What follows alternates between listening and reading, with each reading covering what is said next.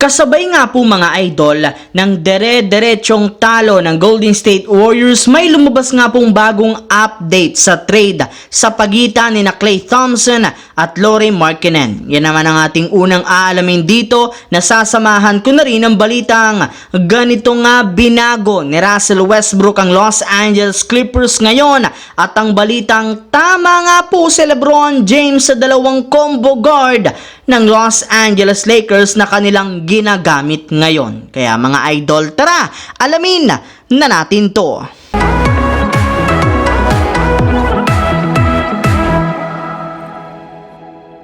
Kahit gustuhin man nga po mga idol ng Golden State Warriors na maipanalo ang kanilang mga laban ngayong season, hindi para naman nga nila ayan magawa-gawa dahil parati para naman nga silang kinakapos sa kanilang mga dikitang laro, katulad na lamang ng nangyari sa kanilang huling game kontra sa Atlanta Hawks na siyang nagpapanatili sa kanila sa pandosing pwesto. Kaya dahil dyan, nangangamoy na nga nagagawa ng front office ng trade.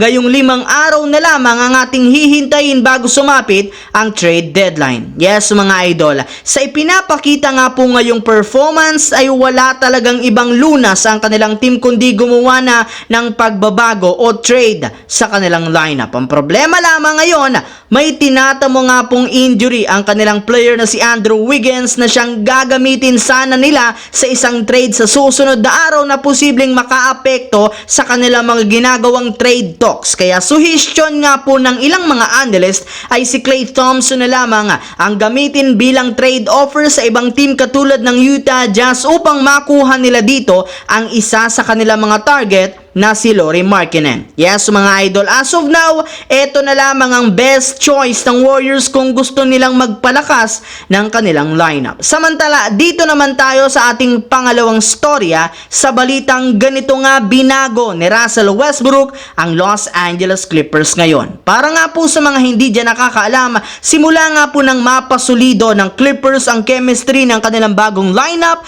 na ipanalo nga po nila ang 24 sa kanilang huling 28 games. Yes mga idol, 4 na beses lamang nga silang natalo sa kanilang huling 28 laro na siyang ikinatutuwa ng mga fans. At lahat ng iyan ay nangyari nang tanggapin ng kanilang superstar guard na si Russell Westbrook ang kanyang bagong role sa Clippers nang maglaro siya ng off the bench. Sa ganyang paraan, hindi na nga nagugulo pa ang opensa at mga ginagawang play ng Clippers sa mga nakalipas na laban. Kaya kung meron man nga pong isang player ang tunay na nagpalakas sa Clippers, eto nga, walang iba kundi si Russell Westbrook na siyang nagsakripisyo para sa ikabubuti ng kanilang koponan. Habang dito naman tayo dumiretso sa ating huling storya sa balitang tama nga daw po si LeBron James sa two-guard combo ng Los Angeles Lakers. Gaya nga po mga idol ng naibalita ko sa inyo, mismong si LeBron James nang nagsabi na sobrang natutuwa siya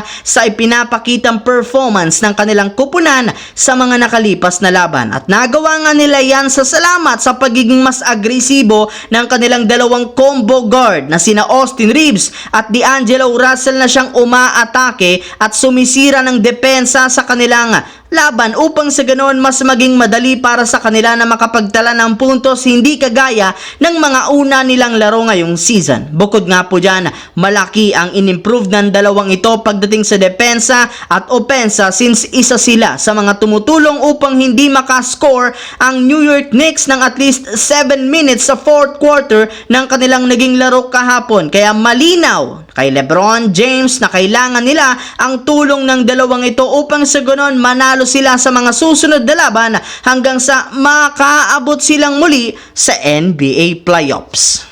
So yun lamang mga idol ang ating bagong video ngayon. Once again, this is your J-Zone TV. Don't forget to subscribe at syempre pindutin ang notification bell sa akin channel para lagi kayo maging updated sa mga videos na pinapalabas ko. Isang malaking shoutout sa lahat mga idol. Maraming salamat po. Hopefully, nag-enjoy kayo ngayong araw na ito.